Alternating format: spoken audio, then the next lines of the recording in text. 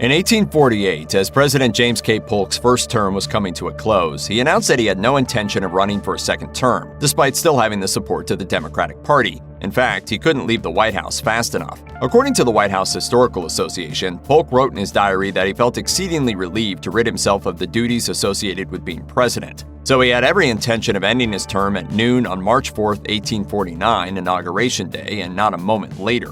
On that morning, Polk signed the last piece of legislation on his desk at the White House, and at 6:30 a.m. recorded in his diary, "Thus closed my official term as president." There was just one problem. The new president hadn't taken over yet, which is how we ended up with the surprising story of the man who was president for one day. Of course, in movies and TV shows, there have been lots of unlikely presidents.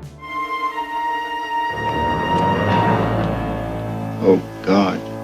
But in this case, truth is stranger than fiction. You see, in 1849, Inauguration Day fell on a Sunday, and incoming President Zachary Taylor was a deeply religious man who refused to be sworn in on Sunday. Instead, Taylor and his Vice President Millard Fillmore decided they would take the oath 24 hours later, at noon on Monday, March 5th. But Polk's urgency to vacate the premises and Taylor's pious ways presented a new question. Who would serve as president in that 24-hour gap? The answer lies in a two-term senator from Missouri by the name of David Rice Atchison. Throughout his Senate career, Atchison was popular among his colleagues, and they elected him 13 times to serve in the role of President pro tempore, the second highest-ranking official in the Senate. It's a position that's accounted for in Article 1, Section 3 of the Constitution, which provides that the Vice President of the United States is the President of the Senate, and mandates that the Senate must choose a President pro tempore to act in the Vice President's absence. It was a stipulation that mattered greatly in the early days of the Republic, when the Vice President regularly presided over Senate sessions. On March 2, 1849, outgoing Vice President George M. Dallas took leave from the Senate for the remainder of the session, and the Senate once again elected Atchison as President pro tempore.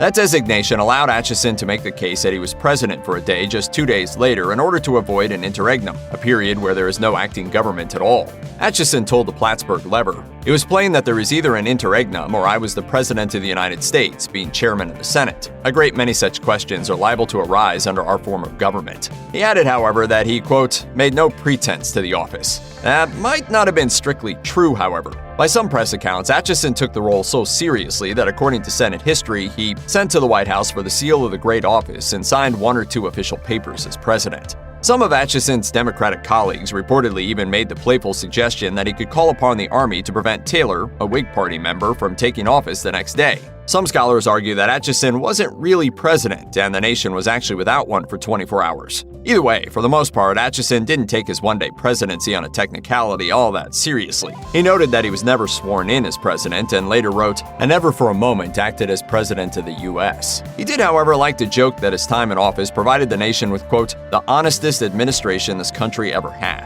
Atchison's life became emphatically less humorous as he left the Senate in 1855 and took up arms to defend slavery. Atchison led the Missouri Border Ruffians on raids into the Kansas Territory, and he fought for the Confederacy at the outset of the Civil War. On January 26, 1886, at the age of 78, Atchison died at his Missouri home. He got one last word in on the matter by having President of the United States for one day etched into his grave marker. Check out one of our newest videos right here. Plus, even more grunge videos about presidential trivia are coming soon. Subscribe to our YouTube channel and hit the bell so you don't miss a single one.